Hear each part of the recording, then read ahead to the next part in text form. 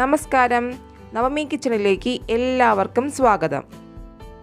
നാടൻ രീതിയിൽ തയ്യാറാക്കിയിട്ടുള്ള വളരെ രുചികരമായ കക്ക ഇറച്ചി ഉലർത്തിയതിൻ്റെ റെസിപ്പിയുമായിട്ടാണ് ഇന്ന് വന്നിരിക്കുന്നത്. അപ്പോൾ ഇത് എങ്ങനെ തയ്യാറാക്കാമെന്ന് കണ്ടു നോക്കാം. ഇതിനു വേണ്ടി 750 ഗ്രാം കക്ക ഇറച്ചി നന്നായി കഴുകി വൃത്തിയാക്കി എടുത്തിട്ടുണ്ട്. ഇത് തീരെ ചെറിയ കക്ക ഇറച്ചിയാണ്, അതുകൊണ്ട് ഇത് ഓരോന്നായി എടുത്ത് വൃത്തിയാക്കി എടുക്കാൻ ബുദ്ധിമുട്ടായിരിക്കും. അപ്പോൾ അതങ്ങനെ ചെയ്യണമെന്ന് നിർബന്ധമില്ല. ഒരു സ്റ്റെയിനറിലേക്ക് ഇട്ട ശേഷം വെള്ളത്തിൻ്റെ ചുവട്ടിൽ വെച്ച് നന്നായിട്ട് അലമ്പി കഴുകിയെടുത്താൽ മതിയാകും. കക്കയിറച്ചിയിൽ ചെറിയ മണ്ണും മറ്റുണ്ടാകും, അതെല്ലാം മുഴുവനായിട്ടും പോകുന്നത് വരെ നന്നായി കഴുകിയെടുക്കണം. ഇതിനി ആദ്യം വേവിച്ചെടുക്കണം. അതിനുവേണ്ടി ഒരു പാനിലേക്ക് ഇട്ട് കൊടുക്കാം.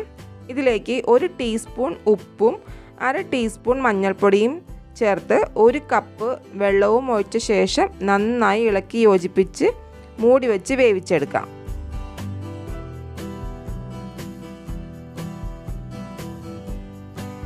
തിളച്ചു വരുന്നത് വരെ ഹൈ ഫ്ലെയിമിൽ തന്നെ വയ്ക്കാം. ശേഷം ഫ്ലെയിം ലോവിലേക്കാക്കി മൂടി വെച്ച് തന്നെ വേവിച്ചെടുക്കാം. ഇത് ഒരു 20-25 മിനിറ്റ് കൊണ്ട് നന്നായി വെന്ത് കിട്ടും.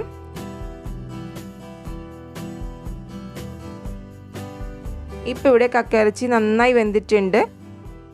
കക്കയിറച്ചിയിലെ വെള്ളം പൂർണ്ണമായും വറ്റിച്ചെടുക്കണം. ഇതിലിപ്പോൾ കുറച്ചുകൂടെ വെള്ളം വറ്റാനുണ്ട്. അതിനുവേണ്ടി തുറന്ന് വെച്ച് ഫ്ലെയിം കൂട്ടി വെള്ളം മുഴുവനും വറ്റിച്ചെടുക്കണം. ഇനി ഇത് ഉലർത്തിയെടുക്കാൻ വേണ്ടി ഒരു ചീനച്ചട്ടി അടുപ്പത്തേക്ക് വയ്ക്കാം.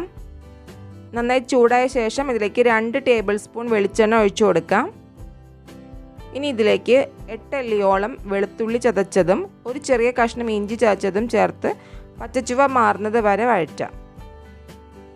ഇനി ഇതിലേക്ക് 20-25 ചെറിയുള്ളി അരിഞ്ഞത് ചേർത്ത് വഴറ്റി കൊടുക്കാം. ചെറിയുള്ളിക്ക് പകരം സവാളയും ചേർക്കാം, പക്ഷെ ചെറിയുള്ളിയാണ് കൂടുതൽ ടേസ്റ്റ്. ഇതിലേക്ക് ഒരു 1/4 ടീസ്പൂൺ ഉപ്പും കൂടി ചേർത്ത് വഴറ്റിയെടുക്കാം.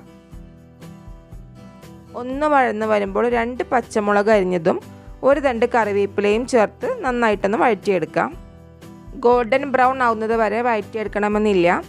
ഉള്ളി ഇത്രയും ആയിക്കഴിഞ്ഞാൽ ഇതിലേക്ക് 1/4 ടീസ്പൂൺ മഞ്ഞൾപ്പൊടി, 1 ടീസ്പൂൺ മല്ലിപ്പൊടി, 1/2 ടീസ്പൂൺ മുളക് പൊടിയും ചേർത്ത് നന്നായി ഇളക്കി യോജിപ്പിക്കാം. എരിവെല്ലാം നിങ്ങളുടെ ആവശ്യത്തിനനുസരിച്ച് അഡ്ജസ്റ്റ് ചെയ്യണം. പൊടികളെല്ലാം ചേർത്ത ശേഷം 1-2 സെക്കൻഡ് വഴറ്റിയെടുത്താൽ മതി. ശേഷം ഇതിലേക്ക് വേവിച്ച് വെച്ചിരിക്കുന്ന കക്കയിറച്ചി ചേർത്ത് കൊടുക്കാം. ഇതിന് നന്നായിട്ട് ഇളക്കി യോജിപ്പിക്കാം. ഇനി ഇതൊരു 6-7 മിനിറ്റോളം മീഡിയം ഫ്ലെയിമിലിട്ട് നന്നായിട്ട് ഉലർത്തിയെടുക്കണം. വെളിച്ചെണ്ണ കുറവ് തോന്നുന്നുണ്ടെങ്കിൽ ചേർത്ത് കൊടുക്കാം. ഞാൻ 1 ടേബിൾ സ്പൂൺ വെളിച്ചെണ്ണയും കൂടെ ചേർത്ത് കൊടുക്കുന്നുണ്ട്.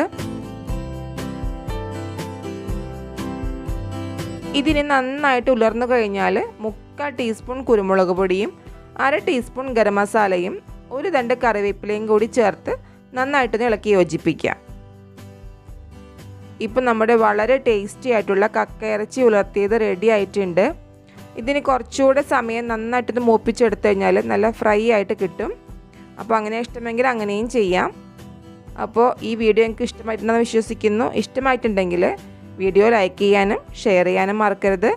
ആദ്യമായി കാണുന്ന കൂട്ടുകാർ ചാനൽ സബ്സ്ക്രൈബ് ചെയ്യാനും മറക്കരുത്. പുതിയൊരു വീഡിയോയുമായി വീണ്ടും വരാം. അതുവരേക്കും ബൈ. Thank you.